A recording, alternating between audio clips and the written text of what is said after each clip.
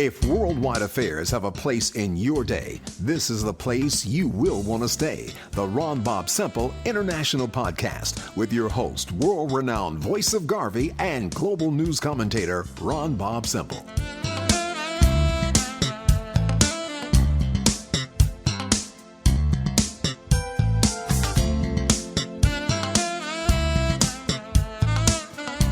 Greetings and welcome to the Ron Bobb-Semple International Podcast.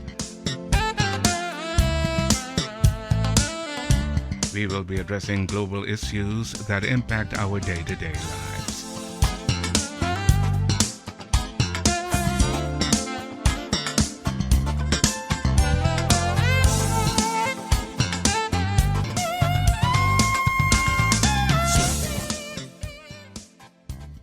The Haitian Revolution was a revolution ignited from below by the unrepresented majority of the population. A huge majority of the supporters of the Haitian Revolution were freed Africans who were severely discriminated against by colonial society and the law. Joining us to discuss Haiti, or Ayiti, and the continued political upheaval and disruptive infrastructure of that nation is pro-democracy and human rights attorney and performance poet Ezili Danto. Sister Ezili, greetings and welcome to the Ron Bobb-Semple International Podcast. Thank you so much. Honor and respect in the name of all the ancestors. Bob, I thank you for inviting me. I thank you for never forgetting us and the struggle that we are leading and we continue to have. Thank you very much. You're very much welcome. I greet with honor and respect all your listeners. I thank you. In 1994, you founded the Haitian Lawyers Leadership Network. What is the purpose and function of that organization? It is to institutionalize the rule of law. The simple purpose of allowing the people to have one standard, the same standard that the law says they are entitled to, which is human rights, civil rights, economic rights, voting rights, the right to health care, the right to clean water, the right to association, all those rights that we are born with that Haitians are constantly having to fight for and are denied. The Haitian Lawyers Leadership was founded to institutionalize their rights. How important is it for us to know about the Haitian Revolution? For me, it's indispensable for the Black liberation struggle across the world because the Haitian Revolution and the warrior males and females and children decided that they would no longer, after 300 years of barbaric enslavement, allow themselves to lose all those rights again. They were considered property, less than human. They were breeded like animals at the whim of any Frenchman or Hispanic person on that island, any white person. They had no rights. And so after 300 years, the Africans who became Haitian in the land of the Taínos, which included the original Blacks who were in the Americas, they got together and they said, we shall live free or die. We won't just die in vain, live in vain. And that is what we stand for. That's what we are doing right now. When you see all those Haitians in the streets, that's what they're fighting for, what their ancestors fought for, because the European came back. The former enslaving nations, led by the United States, have now essentially normalized slavery in Haiti. And so it is very important to study the only revolution in world history that was successful, where the masters were destroyed and kicked out and beat and combat, and the enslavers ruled themselves. Haiti is the only place. And we are constantly having to pay for that because the masters do not want to leave Haiti alone. We continue to fight, and it's the templates of the Haitian Revolution. What we teach is that on August 14, 1791, at a Vodun ceremony, the Africans, who are very spiritual people, who remember their ancestors and who remember how they are connected to the biosphere, they called on all of that and they were answered. And they left us a template. And in that template, they said to us, you must stop Mandela because this is a stranger to planet Earth. Mandela, they said this in the Kinkongo language. You must stop his collaborators, the weak ones among us, who he uses to front his democracy, his election, his human rights, his UN, his OAS. You must stop them, and you must stop all the forces that he has. And that includes every single, like Dr. Henry Clark says, every single human activity of the Eurasians are about domination. It is not about people. It is about profit and domination, and only for the few. So that's why Haiti is so important, because it is the only place where people became higher than profit in this so-called new world. Former Haitian President Michel Martelly's term ended in 2016, but a chaotic election forced the appointment of a provisional president for 1 year until Jovenel Moise was sworn in 2017. Unpopular President Moise stated that his mandate ends on February 7th, 2022, and not February 7th, 2021. Protesters took to the streets of Port-au-Prince after he did not step down. How effective or ineffective were those protests? To date, they are ineffective with regards to the point. The point is to take down and bring the rule of law back into Haiti. Right now, we are lawless. We are being ruled by the whim of the United States. Michel Sisson, who's the U.S. ambassador, Hélène Lalume, who's the UN spokesperson, and the United States State Department are the ones that essentially put this man in power, not the people of Haiti. First, we have to understand that the narrative of the media is thoroughly different from the narrative of Haitians, Haitian lawyers, Haitian constitutionalists, Haitian churches, Catholic, Protestant, every single body of respect in Haiti have said that this man's term, though he was de facto in the first place, but if he was elected, his term ended on February 7th this year. Unfortunately, the United States decides, since they put him in along with the OAS and all of these wretched collaborators with Empire, they want to change the Haitian constitution to better pummel us some more. So they need their murderer. And I say that as a lawyer. I say that as someone who has witnessed the massacres that have been happening to Haitians every time they go out into that street, or to communities that Jovenel's henchmen and death squads have gone into and massacred. The United States itself has noted that the massacres at La Saline and other places, that there have been folks directly connected to the National Palace wearing National Palace issue uniforms and police gear and police cars. These are things that the United States are very much aware of. At the end of his term, even Donald Trump had had enough, and his human rights agency had sanctioned and demanded some of these killings stopped. Biden has come into office and continued to maintain this man, Jovenel Moise, who no one knew before 2015 as a national figure whatsoever, is a created entity of Western consulting firms. They created a storyline for him saying that he was a big businessman and he had this large banana field. Since he was elected, that banana field no longer exists, because it was created out of thin air by the same type of consultants, Antonio Sola consultants. So this guy was created out of thin air. Before he was even elected, he was incriminated in drug dealings and drug money laundering. There has been a persistent story that the banana farm has airplanes coming in and landing. He is intimately, closely related, or has relations with known drug traffickers. Like I said, he was incriminated in legal court papers for money laundering for these traffickers. It's important to note that while he was campaigning with Guy Philippe, who is now serving time in Miami for drug dealing, and who was part of the coup d'etat in 2004, a U.S. asset.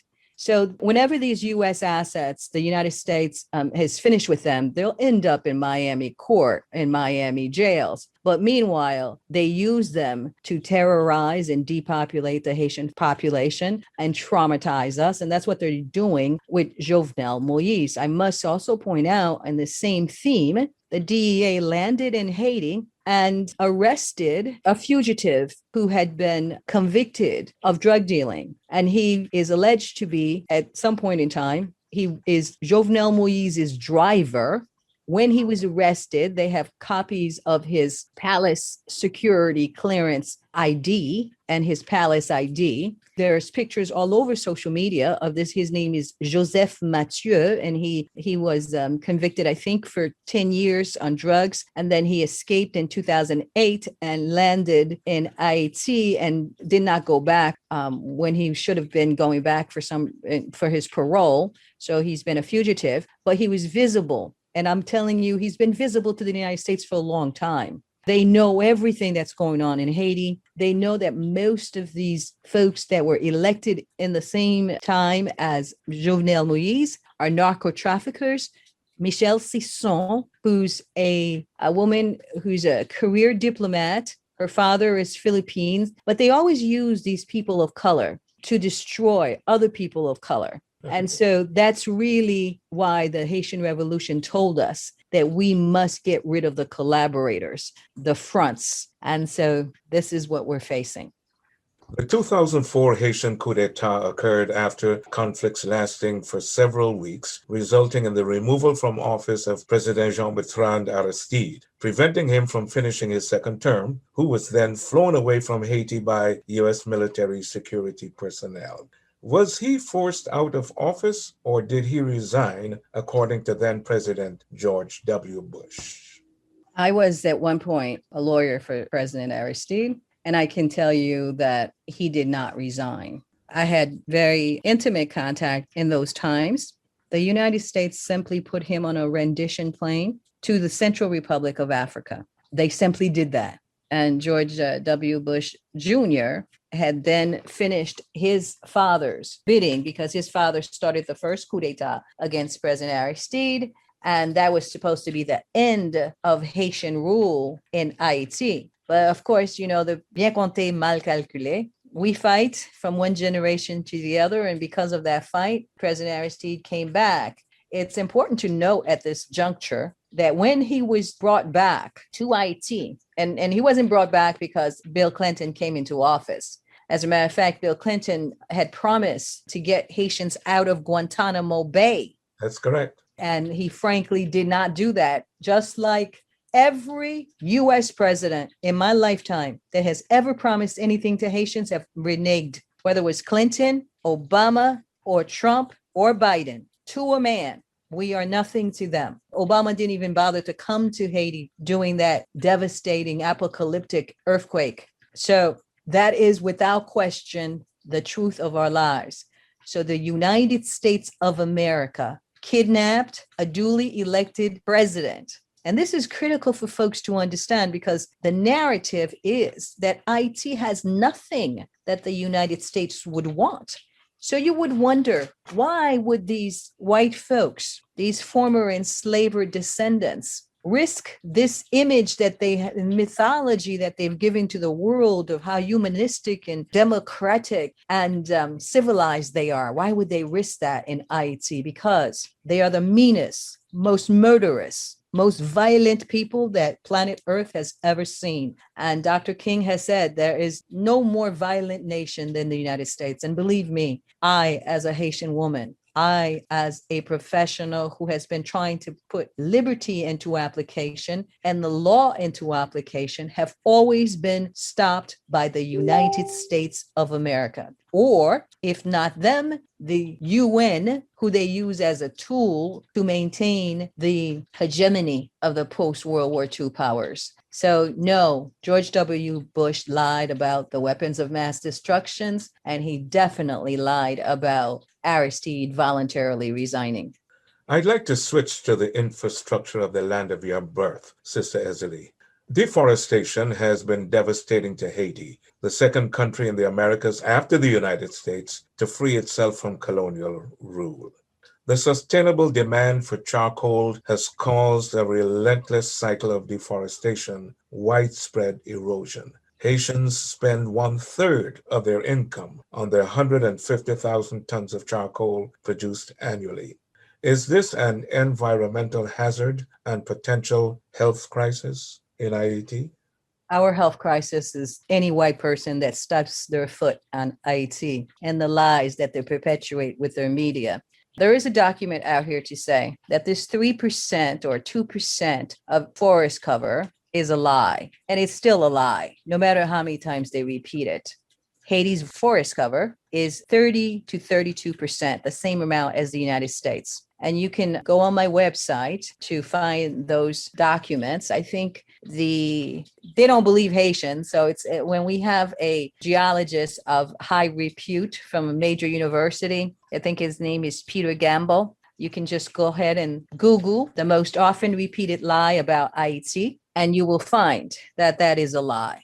The danger to Ayiti, the most devastating environmental danger to Haiti is the NGOs who have brought with them tons and tons and tons and tons of plastic. Right now, anytime it rains in Haiti, you can't even go through a throughway or roadway because we are overloaded with plastic and bottles, because there was a point after the 2004 bicentennial coup d'etat when Haiti became the Republic of NGOs, which is a $90 billion or $80 billion business. And so they landed on us as a soft tools of empire. They bring with them all of their perversions, including how they live, how they use all of this garbage, and then just dumped it in a country that cannot absorb it all. So to me, the greatest environmental disturbance in Haiti have been these white folks and their way of living and their plastic.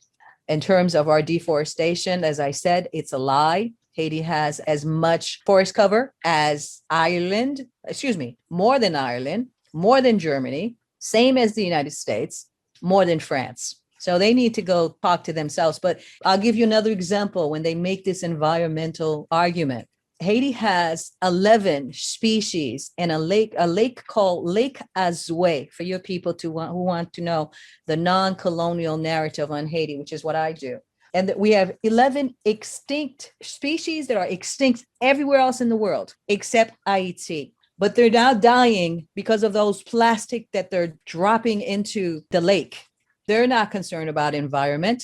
The reason why they want this man in office for another year is to change the Constitution so the World Bank can have its cronies do open pit mining. So they're not concerned about our environmental. And one last thing, after the earthquake, Mr. and Mrs. Clinton came in to essentially steal from us again. Remember, after the coup d'etat, the second one against President Aristide, the United States built its largest embassy in the Western Hemisphere in Haiti. Its largest embassy in the Western Hemisphere, and little tiny Haiti that they tell everyone they have no interest in. When the earthquake happened, Mrs. and Mr. Clinton did not rehabilitate where the earthquake happened. They had their flagship reconstruction. It was a sweatshop where they took the lands of employed Haitian in the north of Haiti, just 9 miles away from where our gold mines are, so that they can give electricity and other infrastructure to their oligarchs and their corporations. While they were doing that, there is a very important environmental space up there in Caracol. It's called Caracol Bay. Caracol Bay's fauna and flora is just look it up, everyone. I want you to look this up. Is a $3.2 trillion in resource. Yet they put a sweatshop right there. But they want to keep telling you it's the poor, tiny, victimized Haitian men and women who are cutting down trees, and that's our biggest problem. I beg to differ, and I would love to be in court one day to differ. Sister Ezili, there are pristine sections of Haiti, yet mainstream media primarily focuses on the dark side of that country. Is it because of the saying that negativity sells? Yes. It's because they want Black people never to go there. They want to maintain their iron grip. They want to make Haiti what they have made, and excuse me, Jamaicans, but what they have made of Jamaica. When I first started looking at the violence rate in the Caribbean, because in 2004, the UN all of a sudden had a shoot to kill mission in Haiti. And as a lawyer, I was wondering, how did that even happen? Because you have to have two opposing sides. You have to come in as a mediator. Why would they have a shoot to kill mission in Ayiti? We were not fighting anyone. As a matter of fact, we were fighting the UN having to come to Haiti in the first place. Instead of upholding the democratically elected president, they came in to give cover to the United States Boca Raton illegal transitional government that had came in at that time. So these folks maintain a particular narrative in order to make it reality. You see, because like in 2004, our violence rate was 5.6, 5.7. This was the year the UN came into Haiti.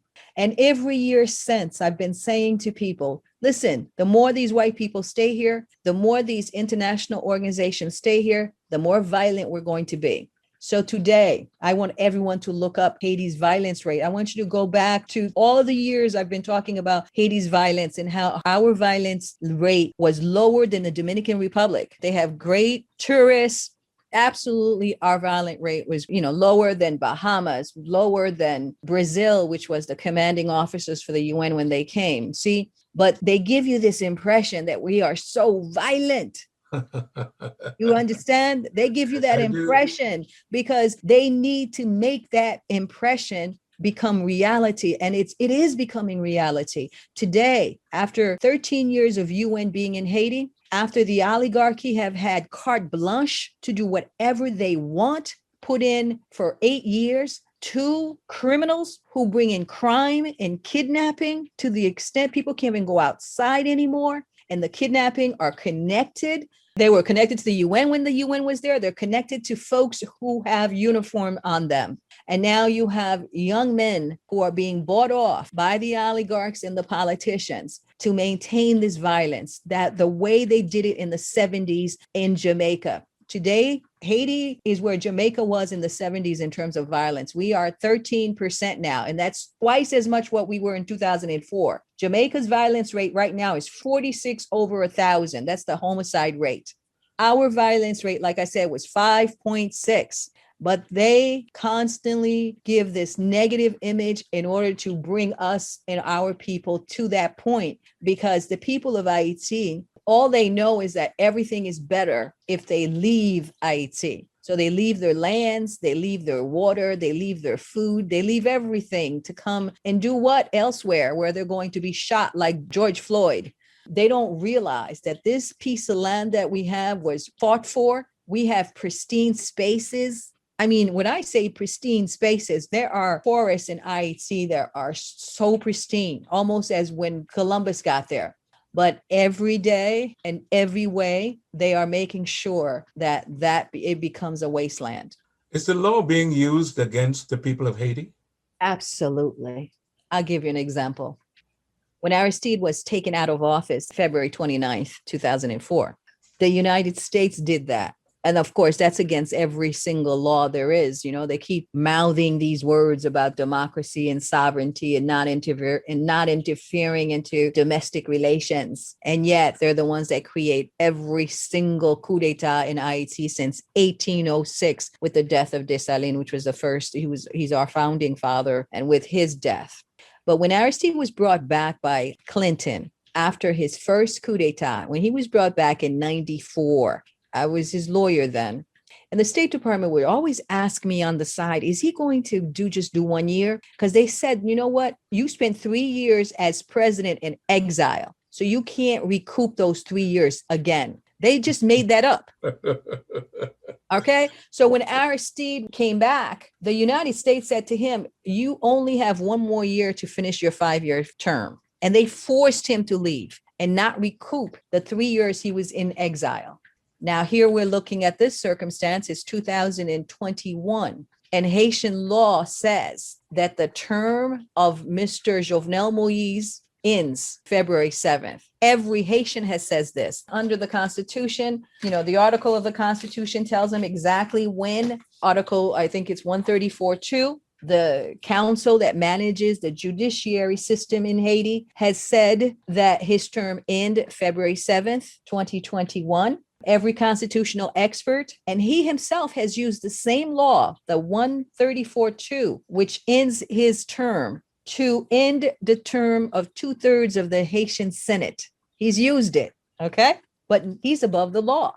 The law cannot apply to Jovenel Moise because he is above the law. And the only reason he's above the law is because of his U.S. Western supporters, not because of the Haitian people or because of the law of Ayiti.